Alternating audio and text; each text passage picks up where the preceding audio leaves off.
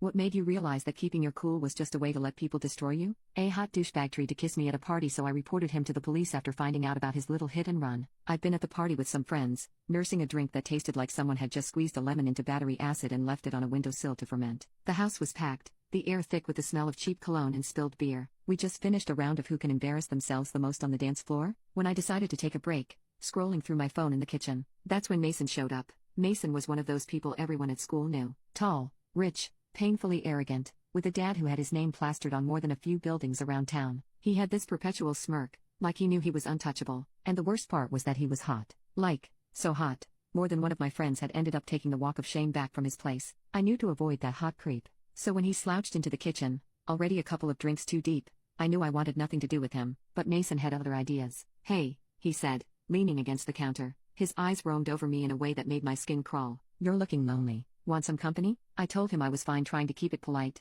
but started to head out of the kitchen and back to my friends. He didn't get the hint. He closed the distance between us, that cocky smile still plastered on his stupid face. "Come on, don't be like that," he said, and I tried not to gag. From the entire whiskey factory he'd apparently drunk. Then, just like that, he leaned in for a kiss I absolutely did not want. I stepped sideways, letting him stumble and catch himself against the counter, which resulted in him spilling his drink and basically throwing his phone on the counter. I swiped his phone for revenge, figuring that as my revenge, at least he'd wake up tomorrow and have to spend a couple $100 on a new phone. I ducked out of the kitchen and unlocked his phone, but it was already open to a group chat. One message in a chat said, "No one can know about what happened with the car. Payments were sent through Venmo. Keep your mouth shut." It didn't take a genius to figure out what that was about. A hidden drum had made headlines a few weeks earlier. A car had smashed into a pedestrian and sped off, leaving this poor 15-year-old hospitalized. The case had gone cold, but now I had a sinking feeling that Mason knew something. I didn't just leave the party and go home to sleep it off. No, hot jerks that think they can just pay everybody off and get what they want,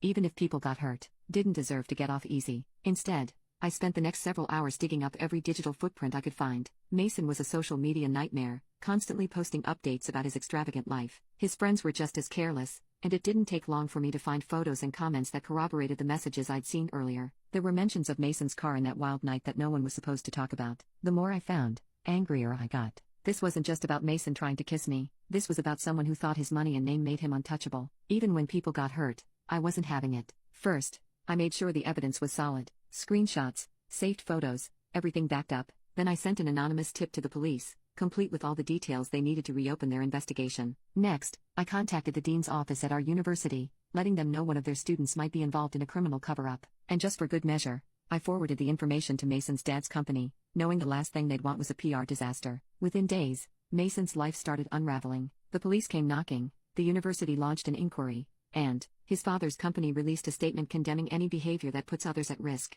Mason went from golden boy to campus pariah overnight, and his dad's lawyers were working overtime to clean up the mess. A few months later, my friends told me that Mason's dad had cut him off and that he had been suspended pending investigation. My friends asked me if I knew anything, but I just shrugged and sipped my coffee. I'm not usually vengeful, but even I have my limits, and Mason had crossed the line.